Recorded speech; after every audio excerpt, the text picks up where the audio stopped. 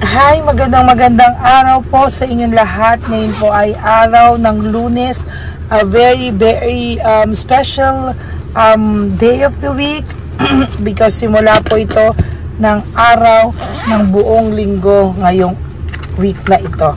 Kamusta po ba ang lahat? Kayo po ay sana ay nasa mabuting kalagayan at ako po ay nagagalak na bigyan ko po kayo ulit ng reading of the day or general reading for the day, no? Sana po ay maging maayos po ang linggo natin ngayon at maging fruitful po ito sa inyong lahat. So ano po kaya ang makikita natin ngayon? I hope you guys have watched yung ating videos po na nauna, no? Yung kagabi din, kung napanood nyo na rin po yung first and second reading of the day yesterday. Sana po ay napanood nyo na ito. At bago po kayo lumagtaw ngayon sa video na ito, asahan ko po na napanood nyo na po yung kahapong video at yung kinagabihang video. Okay? So, reshuffle lang muna po natin para alam nyo po na yan ay hindi magkakapareho at nabalasa ng mabuti. Okay?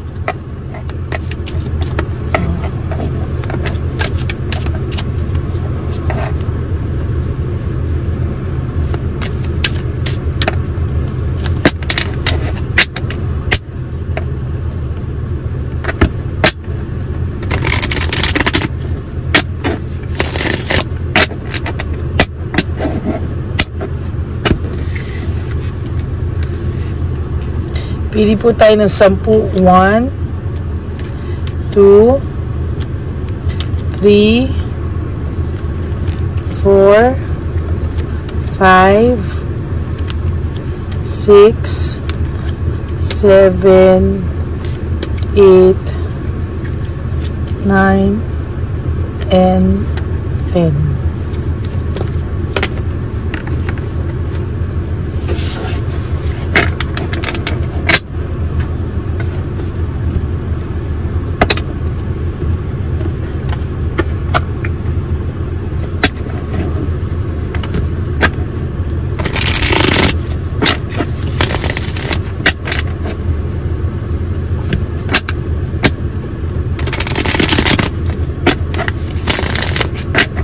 Yan. Palasahin muna po natin ito.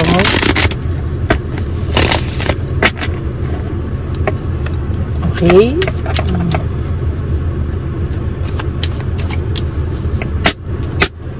Pili po tayo din ng 10. So, 1, 2, 3, 4, 5, 6, 7, 8, 9, and 10.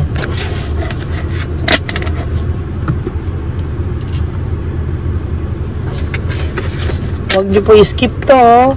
Imagine niyo po kayo ay aking nasa harapan at pinapanood ako na binabalasa to at isipin niyo po na kayo ay aking hinuhulaan. Meditate niyo po, ha?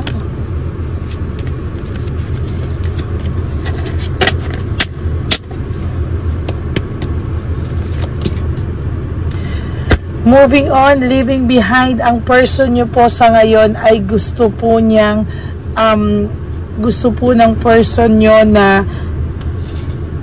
maging maayos muna ang lahat. Gusto niya munang iwanan lahat. Gusto niya muna pong ang person nyo po gusto niya muna pong mapag-isa, no? Naguguluhan po siya.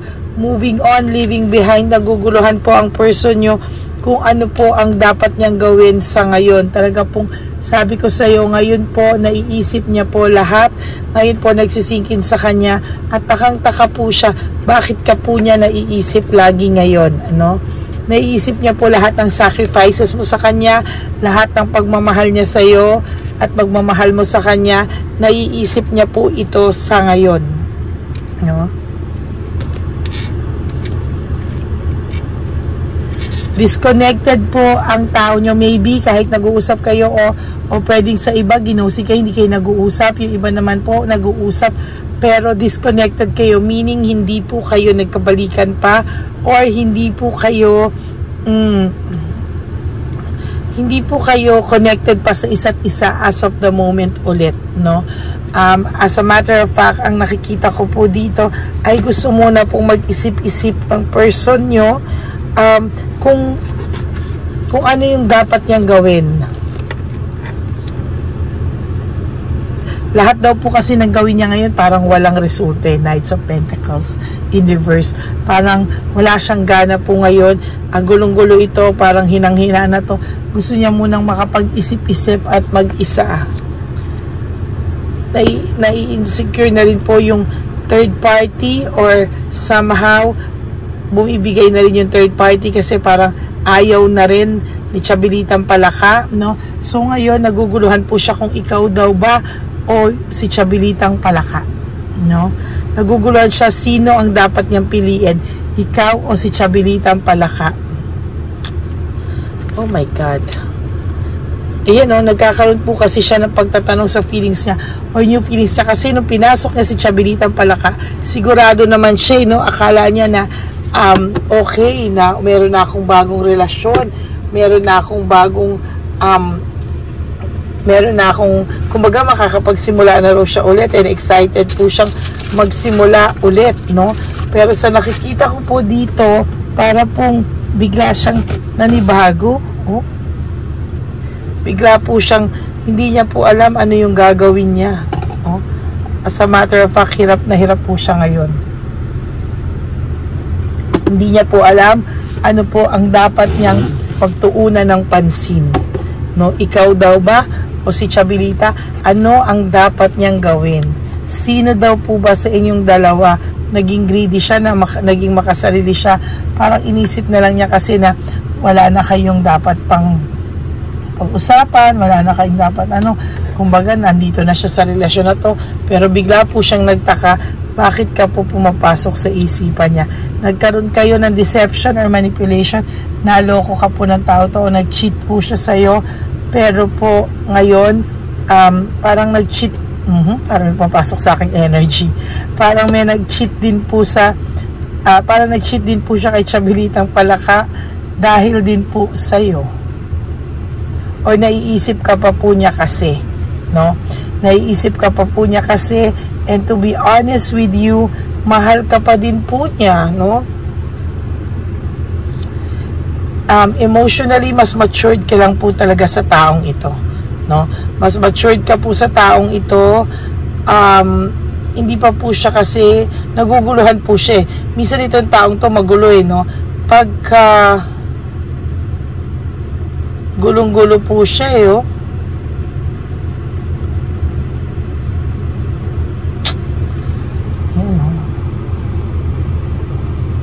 Gulong-gulo po itong taong to. And to be honest with you, hindi niya po alam bakit ganon kagulo yung pakiramdam niya. Mixed emotions po siya. Nahihirapan po siya ngayon. Hindi niya po alam kung ano po ang dapat niyang gawin sa buhay niya. Ayan, oh. Jealousy, self-centered. Ang taong ito po ay magseselos. Kapag nagkaroon ka po ng iba, hindi niya po kakayanin. Para po siyang mababaliw pag nagkaroon ka na ng iba. At talagang hindi po siya mapapakali, no? He will always, parang he or she, kung babae man o lalaki, no? Parang hindi niya po kakayanin pag ikaw na po yung nagkaroon. Emotional unresolved issues, emotional baggage, emotional issues, talagang ay nako. Ang dami niya pong unresolved issues simula sa'yo. Ang dami niya pong unresolved issues kay Chabilitang Palaka.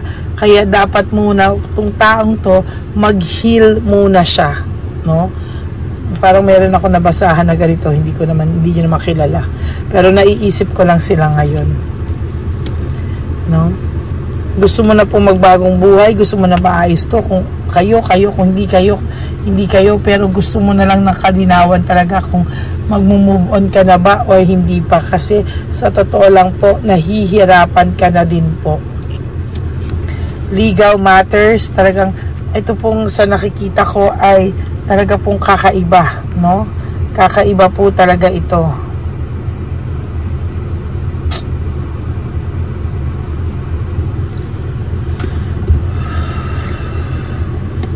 deception and insecurity. Dahil po sa mga cheating issues, hindi kasi siya nag-heal eh. No? Basta bigla na lang siyang nagdidesisyon na hindi po pinag-iisipan. Kaya po nagkaganito-ganito siya. Kaya po siya nagka-leche-leche at damay ka rin. No? Ngayon po, sobrang burnout and overstress tong taong to. Hindi niya alam, ikaw ba ang pipiliin niya o tuluyan ka na lang niyang hihiwalayan o tuluyan na kayong hindi magbabalikan or si Chabelitang Palaka. Ang iniisip niya kasi, pag naman sila ni Chabelitang Palaka, hindi ka rin po niya makalimutan. So talagang hirap na hirap po ang taong ito as of ngayon. May tension po sa kanya, sa sarili niyang kalooban, natetensyon po siya. Hindi niya po alam, broken communication, hindi niya alam kung ititigil niya muna ba yung communication. Pero may bumubulong din po sa kanya na huwag, no? Or kung hindi man kayo nag-uusap right at this very moment, kung hindi man kayo nag-uusap, ang feeling ko po is kailangan po niya kayong munang hindi isipin. Pero po ang nangyayari po kasi bumabalik at bumabalik ka po sa isipan nitong taong to at hindi niya po kayang paglabanan, no? To be honest with you. Meron po siyang mga nagawa na hindi niya po error of judgment. Hindi po siya minsan nakakabasa ng tao eh. Oh. Parang kahit minsan niloloko na rin to, hindi niya rin po alam, no? Parang siya is kasi feeling niya gwapo siya, GGS na GGS siya sa sarili niya. Feeling po niya ay kahit sino po mai-inlove talaga sa kanya. Kaya naguguluhan siya bakit ngayon hindi kanya makalimutan. Sa dami-dami ng babae, bakit hindi kanya mawala-wala sa isipan niya. Ayan o. Satisfied naman to sa naging relationship nyo. It's just that meron nangyari talaga na hindi maiiwasan, ano? Ayan o, ngayon meron pong gulong nangyayari or meron conflict sa inyong karibal. Merong nangyaring hindi akma or may nalaman ang inyong karibal. Siguro nalaman niya iniisip-isip ka pa rin. Siguro nalaman niya na ikaw pa rin yung mahal. Oh my God. So ngayon po, ang masasabi ko po sa first reading of the day nyo, talagang ang person nyo po ay naguguluhan, right? At this very moment, gulong-gulo siya. Whether it's you, it's gonna be you, or the third party, si Chabelitang Palaka, or si Shokoy, if lalaki man yung or babae, no? So that's it for your first reading for the day. I-pray nyo po yan, pray nyo po yan for God's guidance, no, and God's will, no. Yan lang po talaga ang makakapag save sa inyo, yung God's will, yung prayers. Tarot card reading is just a reading, it's just a guidance, pero ako po ay naniniwala sa power ng God's will. Okay? May God bless you everyone. For those of you na gustong makasure kung itong reading na to is para sa inyo, you can message me at Ladyly Elena, that's L-A-D-Y-L-Y Elena. Nasa dulo po yan ng ating video. Yan po ang aking official and only legit FB account. So, ayan po, pwede nyo po akong i-message dyan. Okay? And please, no skipping of ads. And if you want to give me a super thanks, I would really, really, really love that and be grateful po sa ating super thanks. Okay? May God bless you everyone. Life is short. Don't make it shorter by stressing yourself from all the pains and heartaches na binigay na kahapon. Just surrender everything to the divine universe and just let go and let God write your life and love story. I will be back for another set of reading. Huwag po kayong mawawala. And magkikita-kita po tayo ulit, no? So, huwag po kayong malungkot. Paganda ng paganda ang teleserye ng inyong buhay dito sa aking Tarot Card Channel. Kaya po, sana mapanood nyo po yung kahapon bago nyo po mapanood yung ngayon. Okay? May God bless you everyone. Have a happy Monday. Huwag po kayong malulungkot. Relax lang po kayo. Chill lang po kayo para hindi nyo po mahawahan ng bad energy ang inyong araw ngayon, today, no? I will be back for another set of reading. Your second reading later po yan. At I promise you, I will give you a second reading. Okay? Bye! Thank you very much everyone and have a blessed day ahead of you.